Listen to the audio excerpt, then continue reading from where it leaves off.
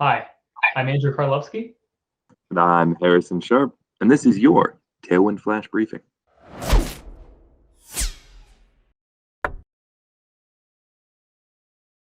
Our first story today is about Pizza Hut and their partnership with Bandai Games. Bandai is pretty well known for a host of popular video games going back to the 80s, none which that was more famous than Pac-Man. And they're branding this as a new campaign that is dubbed Nostalgia, focusing on new implementation of classic games and bringing it together with those feelings you had as maybe as a kid of going to a Pizza Hut as a family event to, really get out of the house. So, as part of the campaign for Pizza Hut's $10 Tastemaker Pizza, they're rolling out limited edition boxes with QR codes that lead to an augmented reality version of the Pac Man game. It plays out right on top of the box. And if anyone's played any of the actual like old PS1 games, it's got a very similar feel visually, and it works surprisingly well from what I can tell. And on top of that, consumers and people who like to eat pizza and play Pac-Man can tweet out their scores for the chance of winning a Pac-Man arcade cabinet. What demographic do you think the Pizza Hut is going for with this? I'm kind of wondering about that. My gut says people who are maybe a little bit older, people in their late 20s, 30s, early 40s, people who grew up around arcade machines, may have been to a Pizza Hut in person at some point in their life. Um, and people who maybe have some staple pizza chains that they go to. Most of the people in that demographic that I know tend to have one or two cheap pizza places, your Domino's, your Little Caesars, your Pizza Hut, that they frequent. And maybe this is an opportunity for them to grab some of them, say, hey, you remember Pizza Hut? Go get a box of pizza to play the Pac-Man game, and maybe you'll remember that you actually liked the pizza. Because I know they have been struggling in recent years in really capturing mindshare versus the explosive rise of Domino's.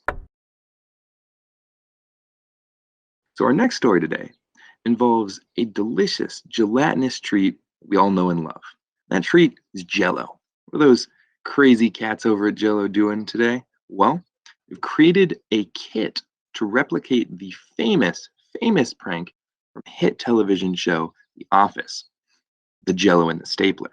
Now, for those that don't know, going back to the episode of The Office, the characters, Jim puts his coworker Dwight's stapler in Jell-O. Now, hilarious. I know what you're thinking. Exactly. This is going to be great. How would I make Jell-O with a stapler in it? Well, Jell-O has solved this for you. With the anniversary of The Office coming up, Kraft Heinz has decided to create a giveaway for a Jell-O stapler model prank kit.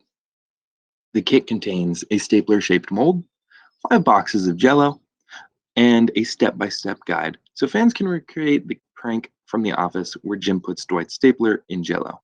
With many people working from home and missing the fun of pranks in the workplace, Jell-O hopes to bring a little bit of that workplace magic and joy back into people's lives. And you can enter for the giveaway at jellomoldprank.com. Jell-O will only be giving out 100 sets though, so it is truly going to be difficult to get one of these.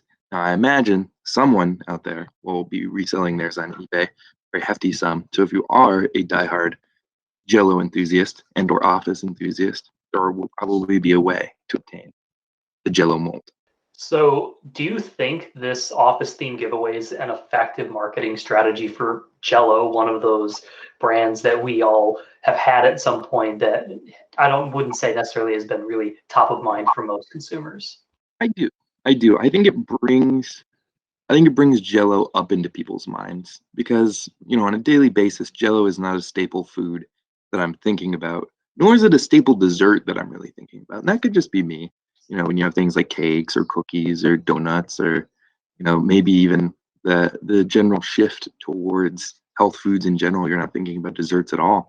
But yeah, I think this is a good way for Jell-O to come back into the collective lexicon as, the fun gelatinous treat everyone remembers it to be. And it's certainly a memorable prank. I would lament a little bit that they're only giving away 100 because at the time of recording, April Fool's is 2 weeks away, so the timing's pretty solid. I know, you would think that they would do the giveaway early and then sell this, continually sell it, because I think a lot of people would be interested in buying it. I'm Andrew Karlovsky. And I'm Harrison Sharp.